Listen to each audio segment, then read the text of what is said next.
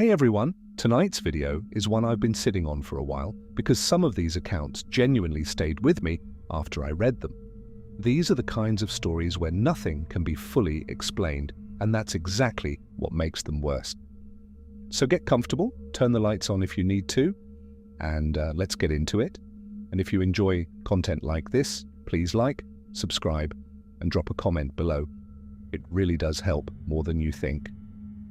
Alright, let's go. My name is Jason.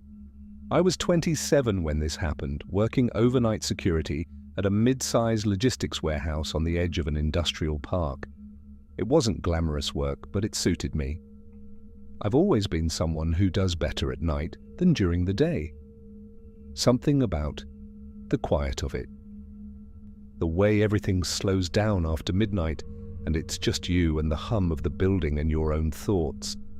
The warehouse itself was big. Long corridors between metal shelving units that went almost to the ceiling, loading docks at the back, a small office with monitors near the front entrance. My job was simple. Walk the floor every hour, check the cameras in between, keep a log, and call it in if anything looked wrong. Most nights, nothing ever did. I'd been doing it for about 8 months by that point. Long enough that I knew the building better than I knew my own apartment. Every sound it made, every shadow that fell differently depending on what time of night it was, you get familiar with a place when you're alone in it for 10 hours straight. The thing about that job was that I was completely alone on shift. There was a supervisor I could call, and the camera footage was stored remotely, but on the floor itself, it was just me. That detail matters for what happened.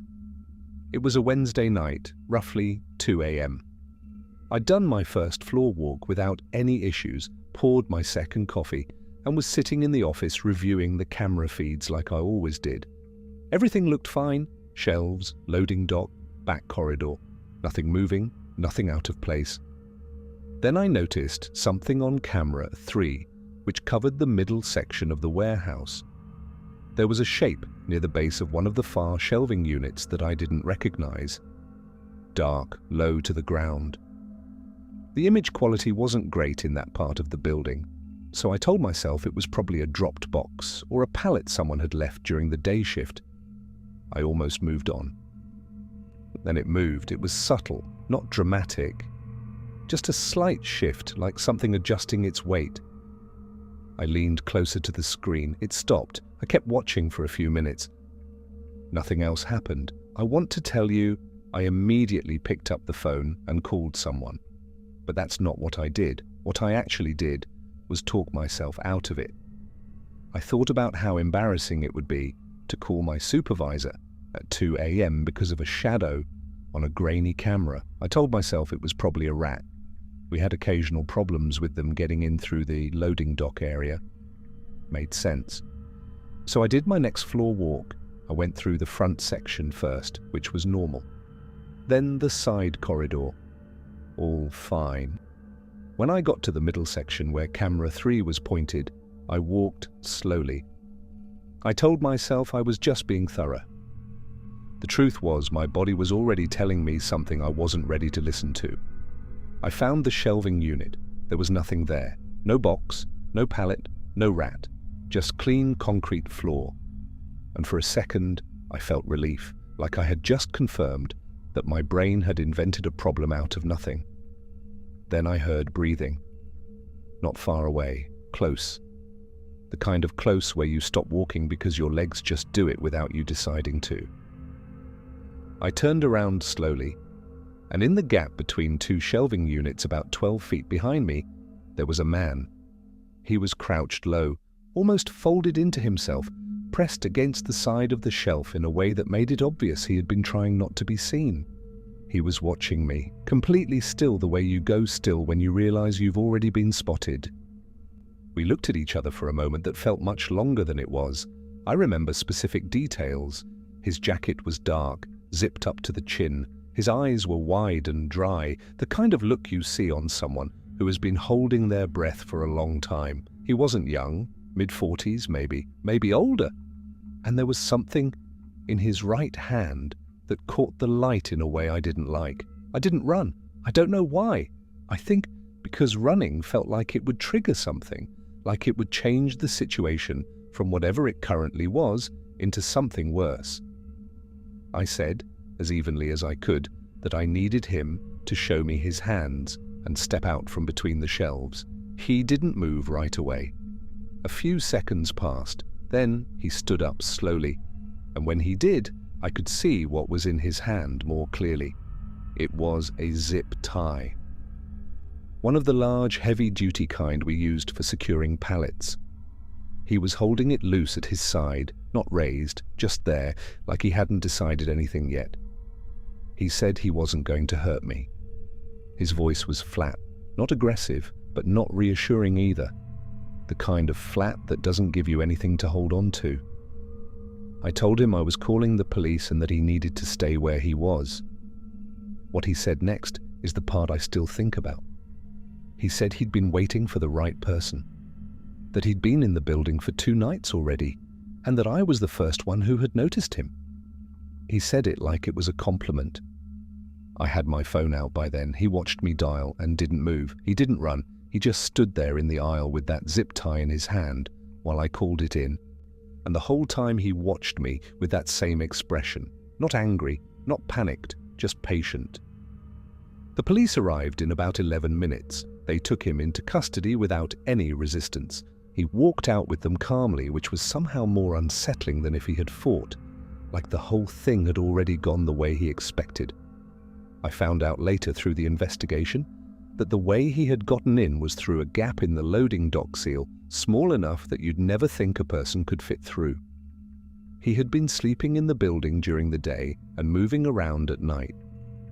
The camera blind spots, the areas where the shelves created pockets of darkness, he knew them well enough that the day shift had never noticed.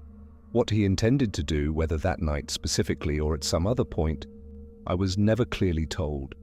But the zip tie was listed in the evidence. I gave my notice 2 weeks later. Not right away because I didn't want it to look like fear, but I knew the night I called it in that I was done. Some places stop feeling like just a place after something like that. That building never felt empty to me the same way again, even in the months I had left there. I'd look at camera 3 during every shift and just watch it, even when nothing was there.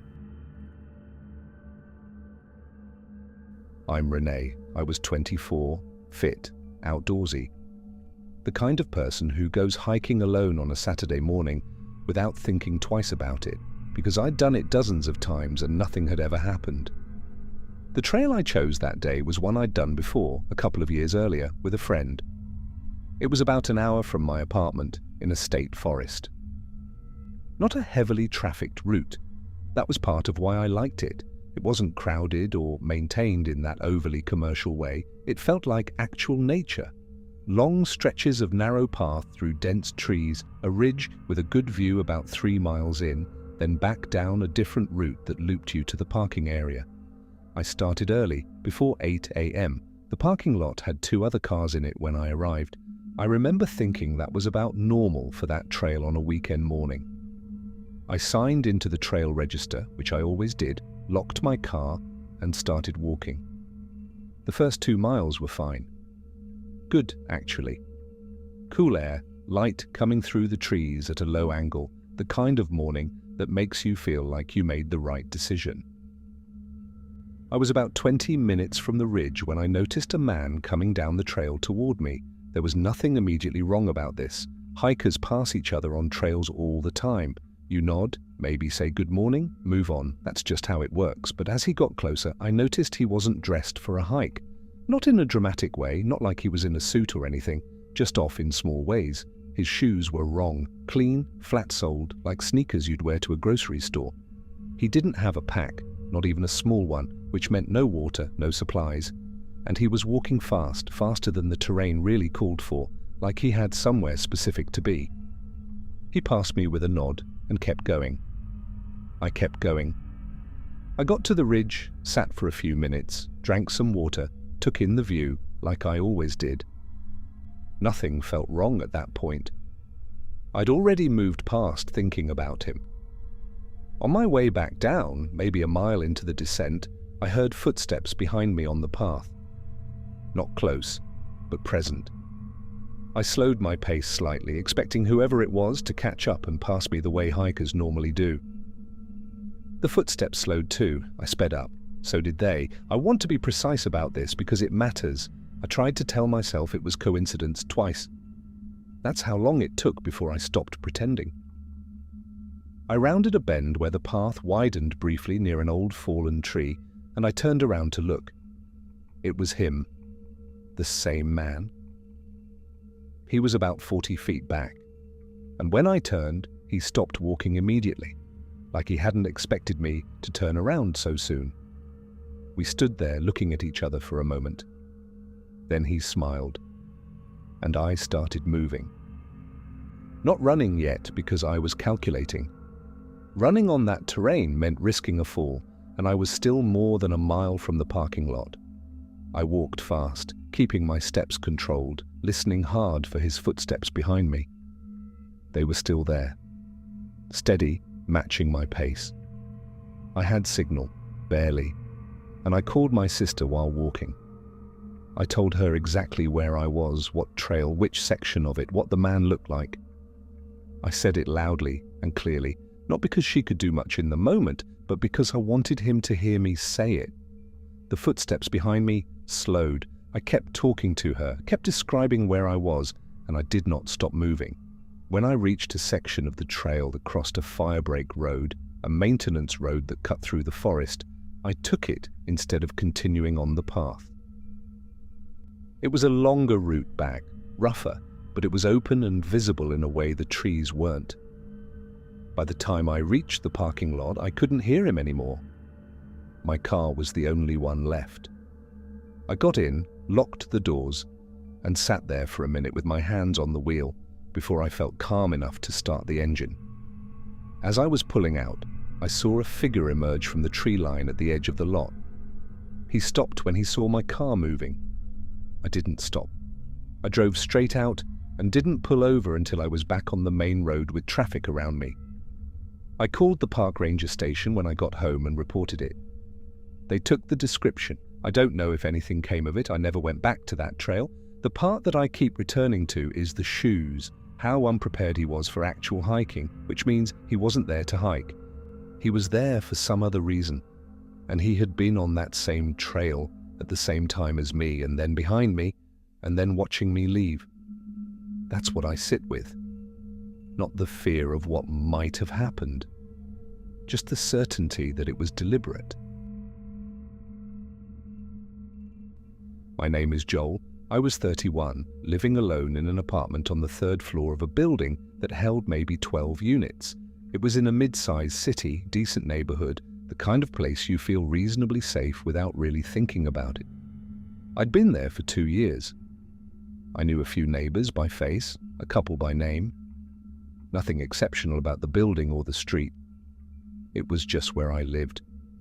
I should mention that I work from home. That matters because it means I was in the apartment for most of every day. I know what the building sounds like, the elevator, footsteps on the hallway carpet, doors opening and closing, delivery people, neighbors, the particular knock of the woman 2 doors down who always announced herself the same way. When you're in a place for long enough hours, it becomes like a language you don't notice you've learned until something doesn't sound right. It started with something I almost dismissed. I'd been working late one evening, sitting at my desk near the window, and I heard someone outside my door. Not knocking, just standing there.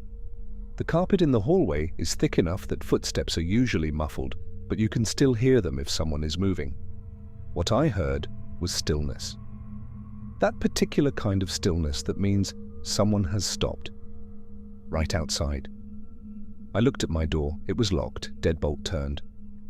I waited. Nothing happened. After about 2 minutes, I heard footsteps moving away toward the elevator. I put it out of my mind. A few days later it happened again, this time later, maybe 11 at night. Same thing, presence outside the door, no knock, no sound, just that stillness. This time I went to the door quietly and looked through the peephole. There was a man standing in the hallway facing my door. I didn't recognize him. Late 30s, plain dark jacket, hands at his sides. He was just standing there looking directly at my door, which from his perspective was just a door, but from mine, with his face centered in the peephole, felt like he was looking directly at me. I stood there watching him through the peephole for probably 90 seconds. He didn't move, didn't knock, didn't look away. Then he turned and walked slowly toward the stairwell and disappeared.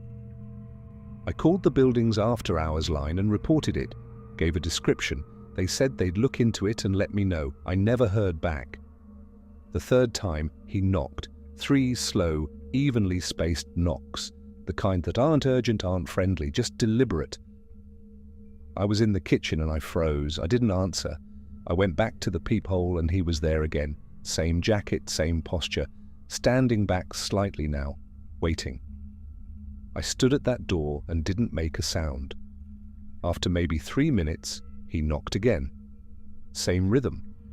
3 times evenly spaced. I called the police this time, non-emergency line, explained the situation, described him, told them this was the 3rd occurrence. The officer I spoke to was straightforward about it. If he wasn't trying to force entry or making explicit threats, there wasn't much that could be done in the immediate moment. They said they'd send someone to check the building. By the time an officer arrived, the man was gone. The officer checked the hallway, the stairwells, the lobby. Nothing. The 4th incident happened during the day. I was on a call for work, sitting at my desk, and I heard the stillness again. I ended my call quietly, went to the door, and looked through the peephole. He had his face pressed up to the other side of the door. Not to the peephole exactly, just close, his cheek almost against the surface, like he was listening. That close, even through the fisheye lens, the detail was enough to make my stomach contract. I took a photo of the timestamp on my phone and called the police again. This time, I stayed on the line with them and described what I was seeing in real time. They sent a car immediately. They caught him in the stairwell on the ground floor. He lived in the building, 3rd floor, same as me, 4 units down. He had moved in about 5 weeks before the first incident. During the investigation, it came out that this was not the first building where he had done something like this. There was a pattern: move in, identify a target, escalate slowly, methodically. The prior incidents had ended differently than mine. That was as specific as anyone would be with me about it. He was removed from the building and there were charges filed. I was told the case was proceeding. I moved out before it resolved. I wasn't willing to stay in that building waiting for a court date, living 4 doors down from an empty apartment that still felt like it contained something. And the thing that I've thought about most in the years since is how calibrated it all was. He never broke a law in those first 3 incidents. Stood in a hallway, knocked on a door. Technically, within the bounds of what a person is allowed to do, it was engineered that way. Designed to be just below the threshold of something actionable while still doing exactly what it was meant to do, which was let me know he was there, on his schedule, for his reasons. That kind of patience is what scares me most when I think about it now. Not the moments themselves, the planning behind them. Those are tonight's 3 accounts. And if you've made it this far, I hope you're somewhere well lit right now. Lock your doors tonight, check your surroundings, and if something feels off, trust that feeling before you talk yourself out of it. That instinct exists for a reason. Don't let people convince you otherwise. If you enjoyed this video, like and subscribe, and I'll see you in the next one.